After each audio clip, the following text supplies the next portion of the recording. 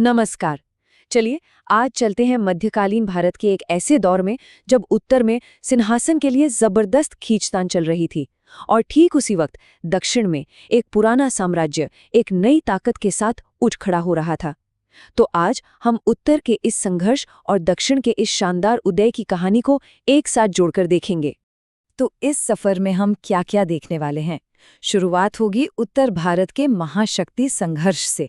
फिर हम देखेंगे कि कैसे चोलों ने जबरदस्त वापसी की, कैसे उन्होंने एक ऐसा साम्राज्य बनाया जिसे कोई रोक नहीं सका और एक ऐसा शासन चलाया जिसकी मिसालें आज भी दी जाती हैं। और आखिर में हम बात करेंगे उनकी उस शानदार कला की, खासकर उनकी कांसे की मूर्तियों की, जो आज भी दुनिया को हैरान कर देती हैं। तो कहानी शुरू होती है उत्तर भारत से। देखिए, सम्राट हर्षवर्धन के बाद वहां एक तरह का पॉलिटिकल वैक्यूम यानी एक राजनीतिक शून्य पैदा हो गया था और इस खालीपन ने सदियों तक चलने वाली एक होड़ को जन्म दिया, सत्ता की होड़। सोचिए जरा, उस वक्त भारत के सामने यही सबसे बड़ा सवाल था। कन्नौज का सिंहासन, जो कभी हर्षवर्धन की राजधानी हुआ करता था, अब खाली था। और ये सिर्फ एक शहर नहीं था, ये पूरे उत्तर भारत पर कंट्रोल का सिंबल था और इसे पाने के लिए हर कोई बेताब था। इसी होड़ को इतिहास में नाम दिया गया त्रिपक्षीय संघर्ष। ये कन्नौज पर कब्जे के लिए तीन महाशक्तियों के बीच लगभग 200 साल तक चली एक शाही रस्साकशी थी। मतलब एक ऐसी जंग जिसने न सिर्फ उस दौर की राजनीति को शक्ल दी, बल्कि भारत के भविष्य का रास्ता भी तय किया। तो इस महासंग्राम में तीन बड़े खिलाड़ी थे। पूरब में बंगाल से थे पाल वंश, जिनके संस्थापक थे गोपाल। पश्चिम से थे गुर्जर प्रतिहार, जिनकी नींव नागभट्ट प्रथम ने रखी थी। और दक्षिण में दक्कन के पठार से थे राष्ट्रकूट, जिन्हें दंती दुर्ग ने स्थापित किया था। ये तीनों ही अपने आप में बहुत शक्तिशाली थे। लेकिन मजे की बात यह है कि सदियों तक चली इस लड़ाई ने आखिरकार तीनों को ही इतना कमजोर कर दिया कि एक बिल्कुल नई शक्ति के उभरने का रास्ता साफ हो गया।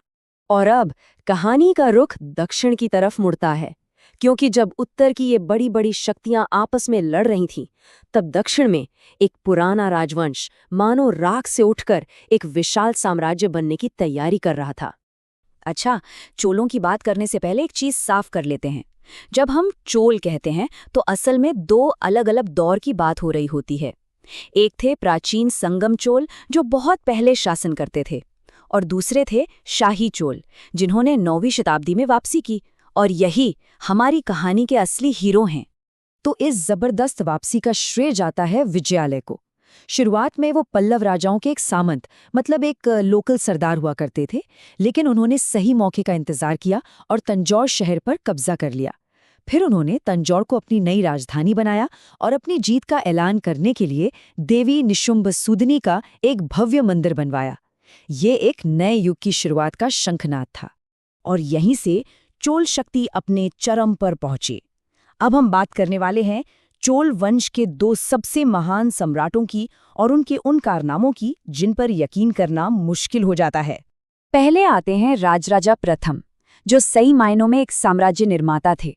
उन्होंने चेर नौसेना को हराया, पांड्यों को उनकी राजधानी मदुरै में जाकर हराया और अपनी ताकत का परचम समुद्र पार श्रीलंका और मालदीव तक लहराया।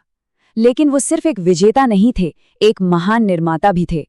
तंजौर का विशाल बृहदीश्वर मंदिर उन्हीं की देन है, जो आज भी चोल शक्ति का प्रतीक बनकर खड़ा है। लेकिन कहानी अभी खत्म नहीं हुई थी। चोल साम्राज्य का शिखर अभी आना बाकी था। राजराजा के बेटे की नजरें अपने पिता के जीतों से भी बहुत आगे थीं, उत्तर में बहती पवित्र गंगा नदी पर। और वो बेटा था राजेंद्र प्रथम, जिसने खुद को एक ऐसी उपाधि दी जो किसी दक्षिण भारतीय राजा ने पहले कभी सोची भी नहीं थी, गंगाईकोंड चोल। इसका मतलब था गंगा को जीतने वाला चोल। ये सिर्फ एक नाम नहीं था, ये एक अविश्वसनीय सैन्य अभियान का ऐलान था। राजेंद्र प्रथम ने पहले तो अपने पिता का अधूरा काम पूरा किया और श्रीलंका पर पूरी तरह कब्जा कर लिया, पर वो यहीं नहीं रुके।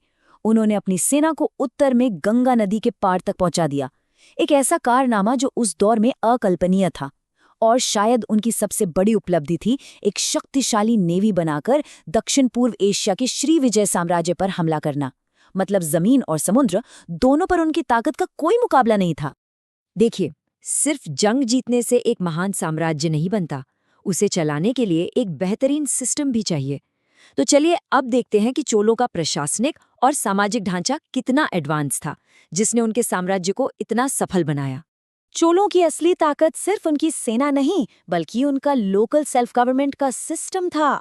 सोचिए, हर गांव की अपनी 2 सभाएं होती थी। एक उर, जो आम लोगों की सभा थी, और दूसरी सभा, जो पढ़े लिखे ब्राह्मणों की एक समिति थी। ये सभा काफी हद तक आज की ग्राम पंचायत की तरह काम करती थी, जो मंदिर, सिंचाई और सड़कों जैसे जरूरी मामलों को मैनेज करती थी। लेकिन सबसे हैरान करने वाली बात तो हमें उत्तरामेरूर शिलालेख से पता चलती है। यहाँ उनकी चुनाव प्रक्रिया का जिक्र है। सदस्यों का चुनाव लॉटरी से होता था, उनका कार्यकाल 3 साल का होता था और उम्मीदवार के लिए संपत्ति का मालिक होना जरूरी था। जरा सोचिए, यह सब आज से 1000 साल पहले हो रहा था। चोल राज्य की सफलता का एक और राज था समाज के हर हिस्से का ख्याल रखना। इसका सबसे अच्छा उदाहरण है उनका लैंड ग्रांट सिस्टम। मतलब किसानों के लिए अलग जमीन, ब्राह्मणों के लिए अलग, स्कूलों को चलाने के लिए अलग, और यहाँ तक कि मंदिरों और जैन संस्थानों को भी जमीन दान में दी जाती थी। ये दिखाता है कि उन्होंने एक बैलेंस्ड और खुशहाल समाज बनाने पर कितना जोर दिया। चलिए अब आते हैं कहानी के सबसे खूबसूरत हिस्से पर, चोलों की वो विरासत जिसे हम आज भी अपनी आंखों से देख सकते हैं, छू सकते हैं और महसूस कर सकते हैं। उनकी अद्भुत कला और वास्तुकला। चोलों ने जो मंदिर बनवाए वो आज ग्रेट लिविंग चोला टेम्पल्स के नाम से जाने जाते हैं। मतलब वो आज भी जीवंत पूजा स्थल हैं और यूनेस्को की वर्ल्ड हेरिटेज साइट भी हैं। चाहे राजा राजा प्रथम का बनवाया तंजौर का विशाल बृहदीश्वर मंदिर हो या राजेंद्र प्रथम का गंगाईकोन चोलपुरम का मंदिर, ये सिर्फ पत्थर की इमारतें नहीं बल्कि द्रविड़ वास्तुकला का शिखर हैं। लेकिन चोलों का जादू सिर्फ बड़े बड़े मंदिरों तक ही नहीं रुका। उन्होंने धातु को साधना सीख लिया था और उनकी सबसे बड़ी पहचान बनी नटराज की कांस्य मूर्तियां। शिव के ब्रह्मांडीय नृत्य को उन्होंने धातु में हमेशा के लिए कैद कर दिया। इतनी सजीव और डिटेल्ड मूर्तियां बनाने के लिए चोल कारीगर एक कमाल की तकनीक का इस्तेमाल करते थे, जिसे कहते हैं लॉस्ट वैक्स टेक्निक। सोचिए, पहले मोम से एक परफेक्ट मूर्ति बनाई जाती है, फिर उसे मिट्टी से ढक दिया जाता है। जब इसे गर्म करते हैं तो मोम पिघलकर बाहर आ जाता है और अंदर एक खोखला सांचा बच जाता है। बस इसी सांचे में पिघला हुआ कांसा भर दिया जाता है और एक अमर कलाकृति जन्म लेती है। तो चोलों की कहानी सिर्फ राजाओं और युद्धों की कहानी नहीं है। ये एक ऐसी विरासत की कहानी है जो शासन, कला और संस्कृति में आज भी जिंदा है।